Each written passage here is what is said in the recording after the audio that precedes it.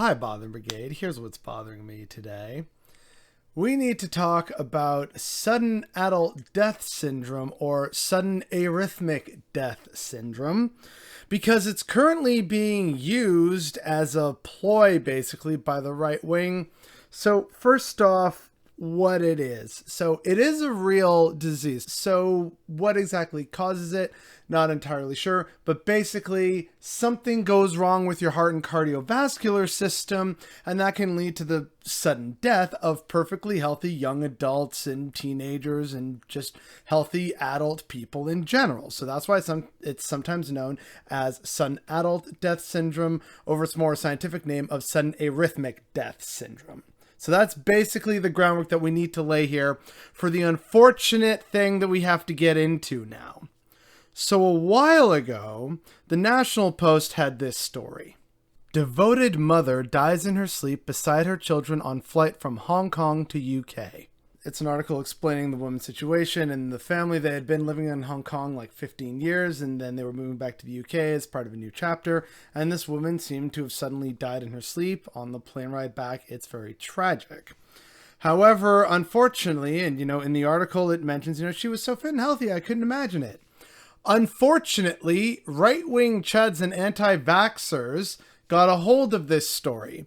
And in Twitter and on the comment section of the actual news site, you just see comment after comment talking about how, she was so fit and healthy. I wonder if she was jabbed. And the implication from so many is that this is part of the clear plot of all the poison and the microchips and whatnot that they put into the vaccine to slowly kill us and make us compliant little sheeple. You know the drill already, right? It's all that horse shit. Now, unfortunately, right, there's that whole massive amount. But I have to talk about something else with regards to this story and the prevalence of these people using sudden adult death syndrome as their new, it's all part of the deep state plot and everything. Because conservative leadership nominee Leslyn Lewis even got in on the grift just a week ago. Is it a problem that sudden adult death syndrome deaths look like a conspiracy? Or is it more concerning that our government and health officials don't even care that it does?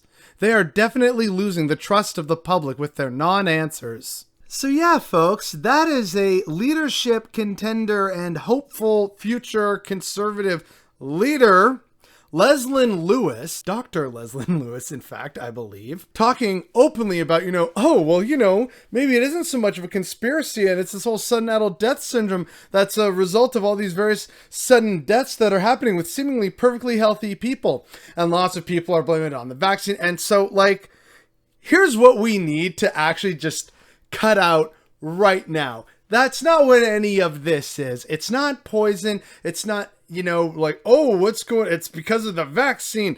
It's arguably, in many cases, kind of sudden adult death syndrome. But hey, guess what causes sudden adult death syndrome? It has to do with your heart, right? I wonder if there's any cardiovascular related disease floating around that has infected millions, if not billions of people at this point, regardless of vaccination status.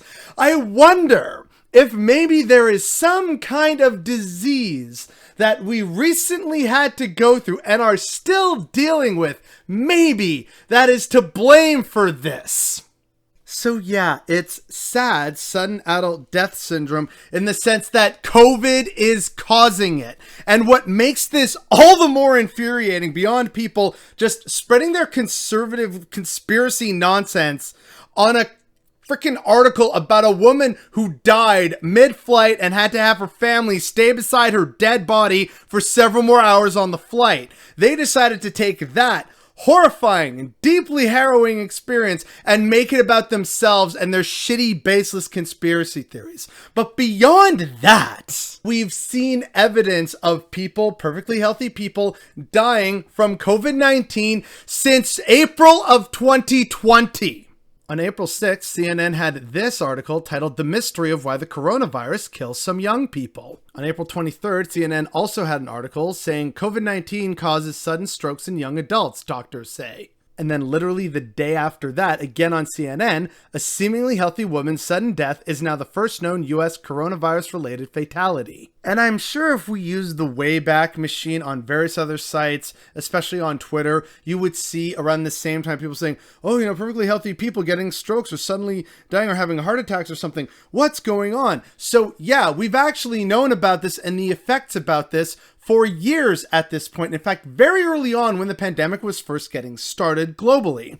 And yet still we have these terrible, awful conspiracy theorists promoting this nonsense, which they're basically using an existing disease to act as a cover for it without actually doing any real critical thinking about it or anything like that. So yeah, we knew about this in 2020, and yet we still have conspiracy theorists right now talking about, oh, it's sudden adult death syndrome and it's a result of all the vaccines that people took. And it's like, no. And again, to talk about SADS, which you are grotesquely misrepresenting, what causes that are heart problems, and COVID-19 is a cardiovascular disease. It causes heart and related blood problems. It's why there's blood clots, strokes, heart attacks.